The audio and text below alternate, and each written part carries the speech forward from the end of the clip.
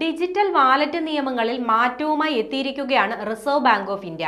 ഇതിലൂടെ digital payment രംഗത്ത് വലിയൊരു മാറ്റം കൊണ്ടുവരാനാണ് RBI ലക്ഷ്യമിടുന്നത്.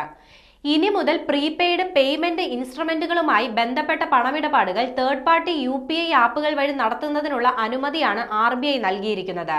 നിലവിൽ UPI പേയ്മെന്റുകൾ പ്രധാനമായും ബാങ്ക് അക്കൗണ്ടുമായി ബന്ധിപ്പിച്ചാണ് ഉപയോഗിച്ചിരുന്നത്.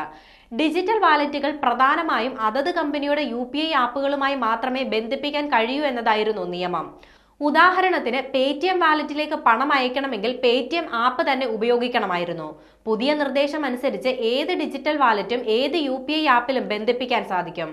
അതായത് ഗൂഗിൾ പേ വാലറ്റിലേക്ക് പേടിഎം ആപ്പ് വഴി പണം അയക്കാം, അല്ലെങ്കിൽ ഫോൺ പേ വാലറ്റിലേക്ക് ഗൂഗിൾ പേ ആപ്പ് വഴി പണം അയക്കാം. ഡിജിറ്റൽ വാലറ്റ് അഥവാ വാലറ്റ് എന്നത് ഉപയോക്താക്കളുടെ ഫോണിലോ കമ്പ്യൂട്ടറിലോ സൂക്ഷിക്കുന്ന ഒരു വെർച്വൽ വാലറ്റ് ആണ്. ഇതിൽ ബാങ്ക് അക്കൗണ്ട് വിവരങ്ങൾ, ക്രെഡിറ്റ്, ഡെബിറ്റ് കാർഡ് വിവരങ്ങൾ, ലോയൽറ്റി പോയിന്റുകൾ തുടങ്ങിയവ സുരക്ഷിതമായി സൂക്ഷിക്കാം. സുഹൃത്തുക്കൾക്കും മറ്റും പണം അയച്ചു നൽകാൻ ഉപയോഗിക്കുന്ന UPI അടിസ്ഥാനമായുള്ള ഗൂഗിൾ പേയിൽ നിന്നും വ്യത്യസ്തമായി കോണ്ടാക്ട്ലെസ് പേയ്മെന്റ് മാത്രം ലക്ഷ്യമിട്ടുള്ള ആപ്പാണിത്. ക്രെഡിറ്റ്, ഡെബിറ്റ് കാർഡുകൾ തുടങ്ങിയവ ഉപയോഗിച്ച് സുരക്ഷിത കോണ്ടാക്ട്ലെസ് പേയ്മെന്റുകളാണ് അനുവദിക്കുന്നത്. റിസർവ് ബാങ്ക് ഓഫ് ഇന്ത്യയുടെ ഈ പുതിയ നിർദ്ദേശം ഡിജിറ്റൽ പേയ്മെന്റുകൾ ഇനി മുതൽ കൂടുതൽ എളുപ്പമാക്കും.